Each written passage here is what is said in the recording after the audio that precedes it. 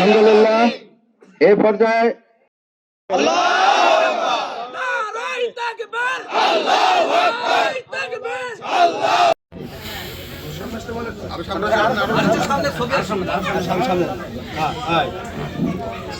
আলহামদুলিল্লাহ এই পর্যায়ে বাংলাদেশ জামাত ইসলামী নব যোগদানকারী জনাব মোহাম্মদ ইসরাফিল হোসেনকে সংক্ষিপ্ত কিছু বলার জন্য 4 নং পৌর ইউনিয়নের যুব দলের এই ওয়ার্ডের সভাপতি সাবেক সভাপতি জনাব খালেদুল ইসলাম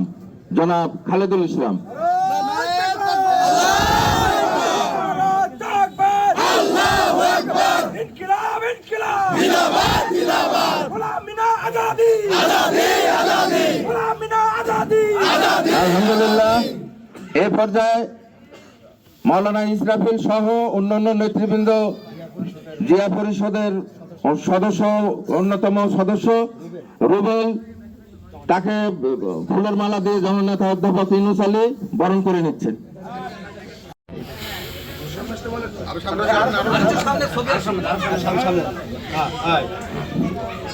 আলহামদুলিল্লাহ এই পর্যায়ে বাংলাদেশ জামাত ইসলামী নব যোগদানকারী জনাব মোহাম্মদ ইসরাফিল হোসেনকে সংক্ষিপ্ত কিছু বলার জন্য এবং এই আসন্ন নির্বাচনকে সাফল্যমণ্ডিত করার জন্য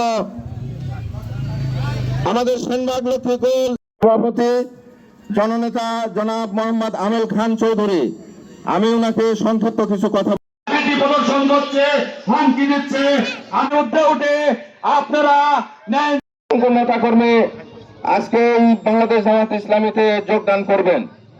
জামাত ইসলামের আদর্শে অনুপ্রাণিত হয়ে ভোটের পর থেকে ভোটের পর তুমি যদি ভোট তুমি যাও সমাজ গঠনের জন্য আপনারা ঐক্যবদ্ধ থাকুন। আগামী 12ই সুন্দর একটি বাংলাদেশ গঠনে আপনাদেরকে সবাইকে নিয়ে সুযোগ এসছে যে ভোট দিয়ে আমাদের ইউনূস ভাইকে তোলার, একটা নিরপেক্ষ লোককে, সৎ লোককে তোলার, কিন্তু এর আগে এই সুযোগটা পাওয়া যায়নি। তাই আমাদের এই সুযোগে সদ্ব্যবহার করতে হবে, সবাইকে এগিয়ে আসতে হবে এবং জামাতে ইসলামে পাল্লা মার্কা ভোট দিতে হবে, এই আশা ব্যক্ত। জাতীয়তাবাদী দলের বিভিন্ন প্রোগ্রামে গেছি, আপনারা দেখেছেন।